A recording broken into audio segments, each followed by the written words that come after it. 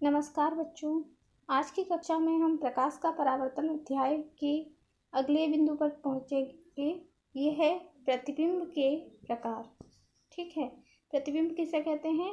जो प्रकाश किरण जिस बिंदु पर एक दूसरे को प्रतिच्छेदित करती हैं उस बिंदु को हम प्रतिबिंब कहते हैं। तो प्रतिबिंब मुख्य रूप से दो प्रकार के होते हैं। कितने प्रकार के होते हैं? दो प्रकार के। एक होता है वास्तविक प्रतिबिंब, वास्तविक,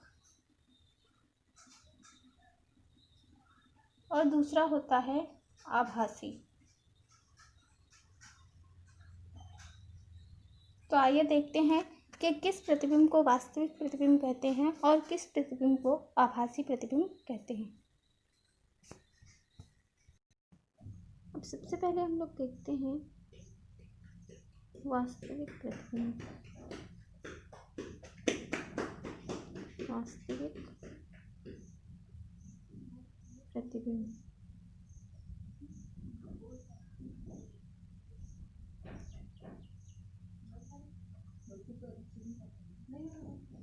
वास्तविक प्रतिबिंब वास्तविक प्रतिबिंब की रचना किस प्रकार होती है तो देखते हैं। सबसे पहली बात तो जो वास्तविक प्रतिबिंब होता है वो सदैव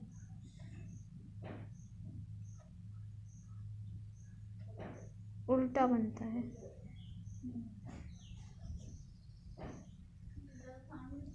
इसे पर्दे पर प्राप्त किया जा सकता है।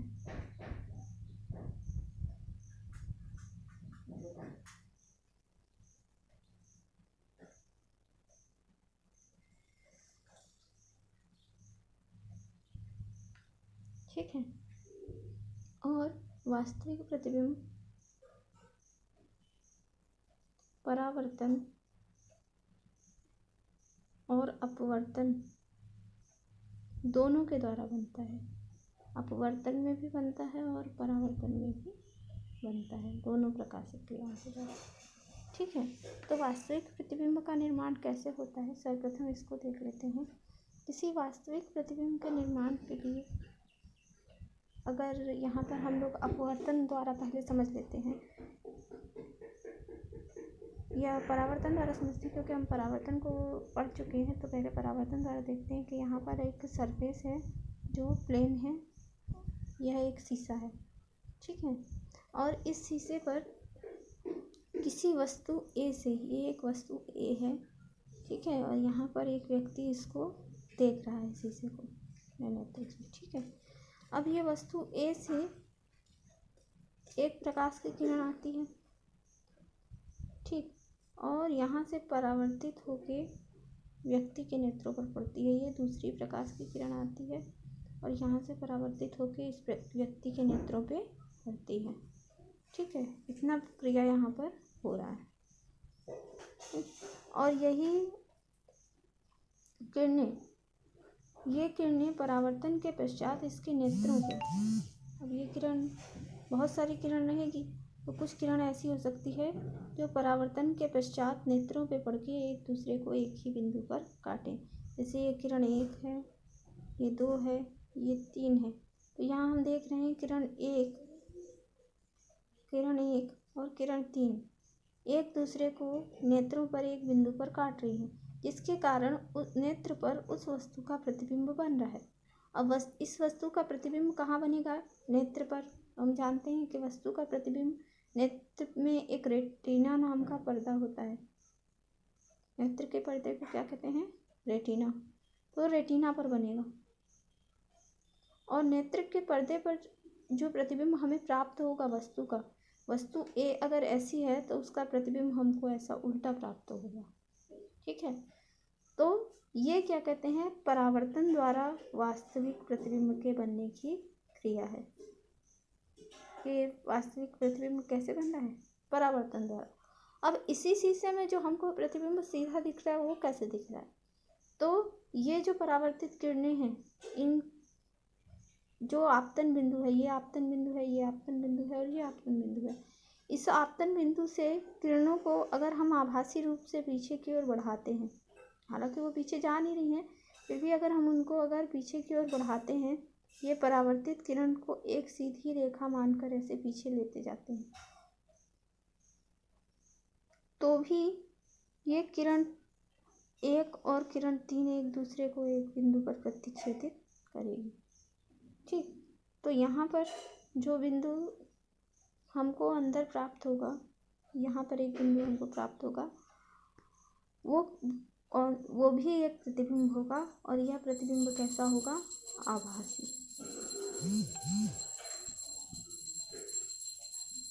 ठीक है, और इस प्रतिबिंब को हम किसी पर्दे पर प्राप्त नहीं कर सकते। आभासी प्रतिबिंब हमको सिर्फ कहाँ दिखाई दे रहा है?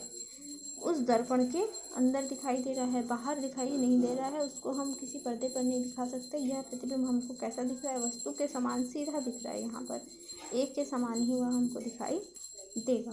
ठीक है, जबकि जो वास्तविक प्रतिबिंब है, यह प्रतिबिंब कैसा है हमारा? वास्तविक, और ये हमको पर्दे पर प्राप्त हो रहा है। वो पर्दा कौन सा है? हमारा नेत्र का रेटिना है। ठीक, तो आभासी प्रतिबिंब कहाँ प्राप्त हो सकता है? पर्दे पर प्राप्त नहीं किया जा सकता। आभासी प्रतिबिंब वास्तविक किरणों के द्वारा नहीं, आभासी किरणों के द्वारा प्राप्त होता है। मतलब हम यहाँ क्या कर रहे हैं? असल में कोई किरण इस तरफ बढ़ ही नहीं रही है शीशे के अंदर की ओर, लेकिन हम उसे काल्पनिक रूप से शीशे के अंदर की ओर बढ़ा रहे हैं और एक बिंदु प्राप्त कर रहे हैं जहाँ पर वह किरणें एक दूसरे को प्रतिच्छेदित कर रही हैं। और वह बिंदु कौन सा है? जो भी बिंदु है वहाँ पर वो वस्तु हमको दिखाई दे रही है। तो क्योंकि हमको आभास हो रहा है उस वस्तु के प्रतिबिंब का, इसलिए वह कौन सा प्रतिबिंब है? आभासी प्रतिबिंब। जबकि यहाँ पर वास्तविक रूप से किरणें जब परावर्तित हो रही हैं तो पर्दे पर एक बिंदु पर एक दूसरे को काट रही हैं, वहाँ पर उसका प्रतिबिंब बन रहा है, और वस्तु के समान न बन के उल्टा बन रहा है, उसको हम बोल रहे हैं वास्तविक प्रतिबिंब। ठीक है, तो ये हो गया आपका आभासी प्रतिबिंब, ये हो गया वास्तविक प्रतिबिंब। कौन सी विधि के द्वारा? परावर्तन विधि के द्वारा। और हम वास्तविक प्रतिबिंब को अपवर्तन के द्वारा भी प्राप्त कर सकते हैं। आइए एक बार अपवर्तन के द्वारा वास्तविक प्रतिबिंब को कैसे प्राप्त करते हैं उसको देख लेते हैं। अपवर्तन के द्वारा प्राप्त करने के लिए हम एक लेंस ले लेते हैं। अच्छे से निकालना, ये मान लीजिए उत्तल लेंस है। ठीक है, और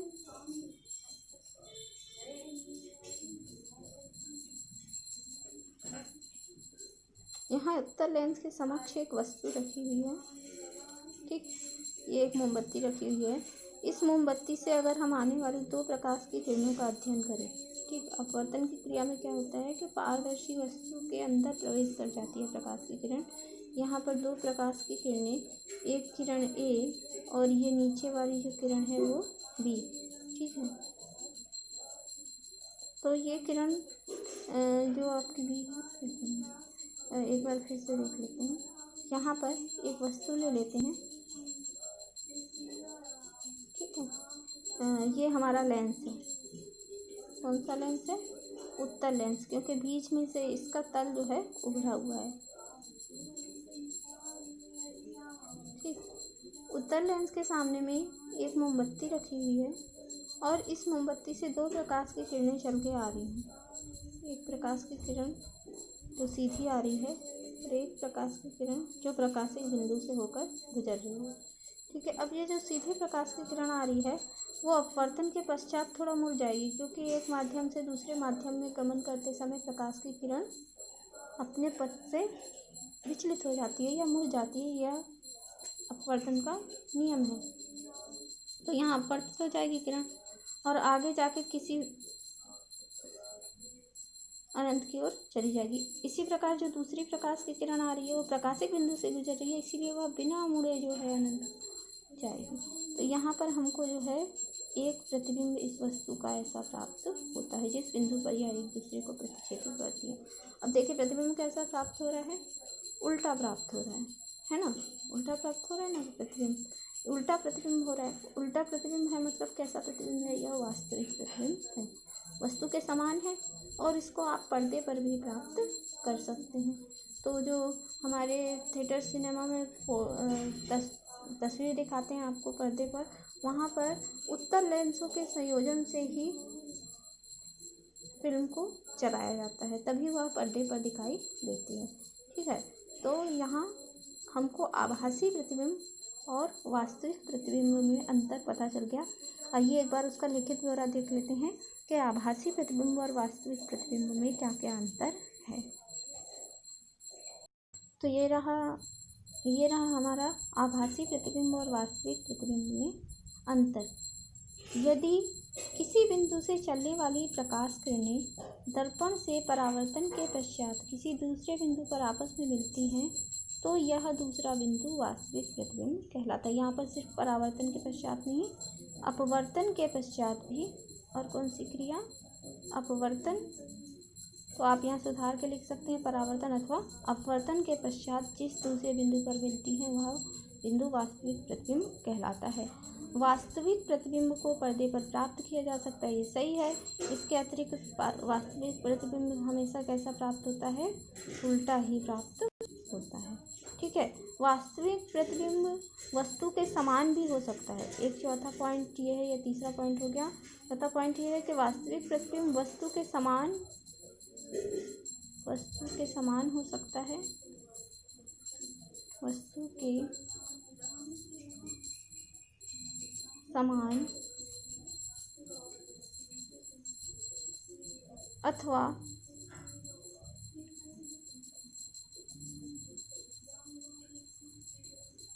वस्तु से बड़ा